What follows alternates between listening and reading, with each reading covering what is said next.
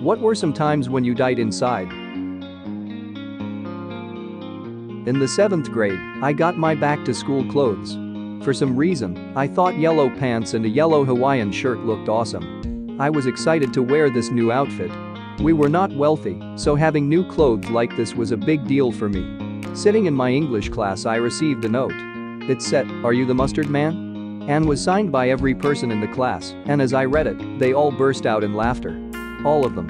It's a moment in life where you have to laugh or cry, and either way you die inside. I chose to laugh. Kids are cruel. I had something similar as a kid.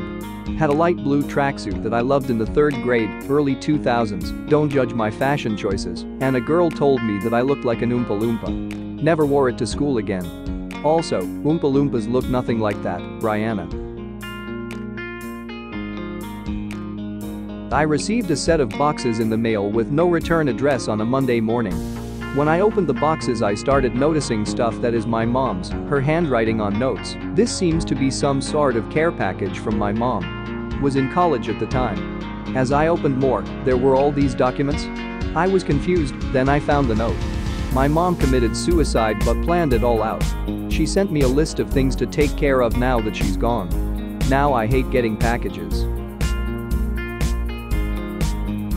In 4th grade, my school had a fundraiser around Valentine's Day where you could buy a carnation for $1 or a rose for $2. It would then be delivered with a message to the person of your choosing.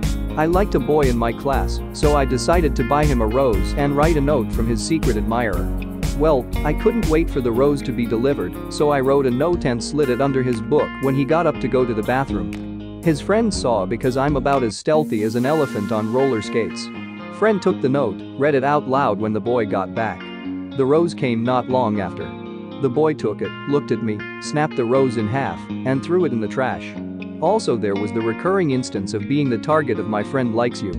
You know I don't." Does wonders for a girl's self-esteem, especially since my mom continued the insults at home, lol.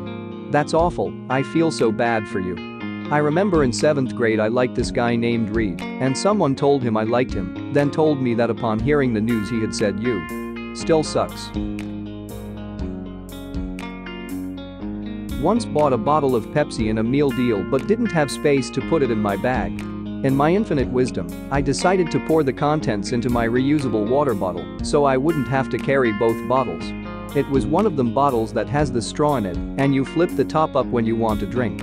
Opened it in a little hardware store later in the day, and the gas had built up in the bottle, and it spurted out like a water gun all over the wall and ceiling. I was so embarrassed and tried my best to clean it up for them, but all the staff could do was laugh. One of them told me I was stood in the perfect spot for the CCTV to pick it up, and he would be watching it back later. Edit. I'm so glad that it turns out I'm not the only idiot who has done something like this. I did this with Sprite in my 9th grade algebra class. The room went dead silent, and I just went outside to dump the rest out while my classmates wiped off the desks for me. My teacher didn't even say anything. When I was 18 and at a carnival with a group of people I knew from school, including my longtime crush. At some point, people started dropping off from the group, going on rides, getting food, that kind of stuff. Eventually, it was only me, my crush and my little sister, little as in almost 16. I kept waiting for her to leave too, to go find some of her friends or whatever. After hanging out together for another 15 or so minutes, it slowly dawned on me that it wasn't him and me waiting for her to leave, but them waiting for me to leave. They shortly after became a couple for a few months. It later turned out that they got to know each other at my 18th birthday party 2 months prior. They never met before. When my sister got back later that evening, she told me that and said, "You don't mind, do you?"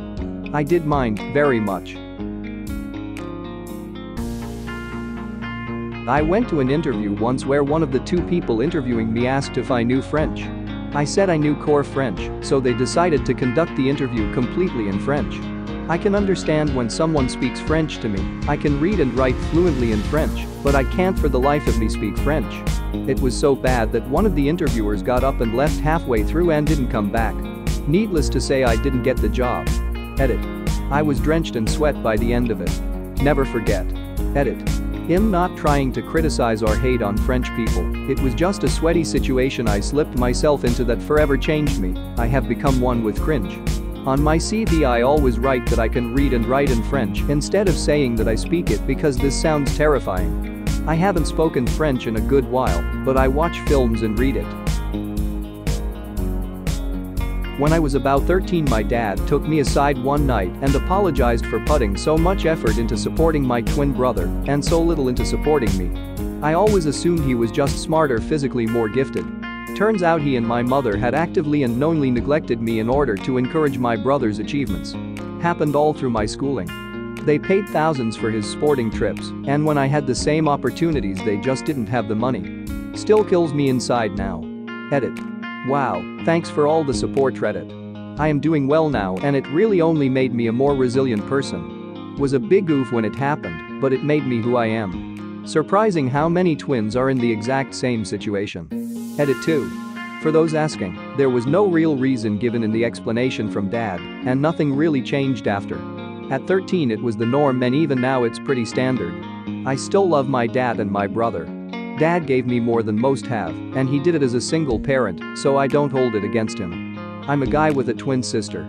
My dad made it known that they expected me to do well on my own, while they unabashedly supported my sister. Still killed me on our 16th birthday when she got a car in the driveway wrapped in a big bow, and I got the weed whacker sitting next to it. One night after going to a concert with one of my friends and I dropped him off at his house, as he was getting out of the car, he started looking for something. When I asked him what he was looking for, he said, "I think I lost my weed." He had about a half an eighth left in a baggie and gave up after looking around a bit, concluding he lost it at the show. Cut to 10 minutes later and I, on the way home, got pulled over for not coming to a full stop at a stop sign. As the cop approached the car, the thought of my friend's lost bag crossed my mind. The cop went through the usual routine, asked for my license and registration, asked where I'd been that evening, have I had anything to drink, is there anything in the car he needed to know about. I answered everything flawlessly, but then as he's standing there, I see something catch his eye as he's looking in, and he shined a flashlight inside on it and asked, "What's that?" I died inside when I looked over and saw, perfectly framed in the spotlight, my friend's bag of weed on the passenger side floor. How he didn't find it while looking around I'll never understand. Somehow, I was able to articulate my case that it wasn't my weed, but my dumb-ass friend's well enough that he took pity on me and just confiscated it and let me off with a warning for that, plus a $70 ticket for the stop sign.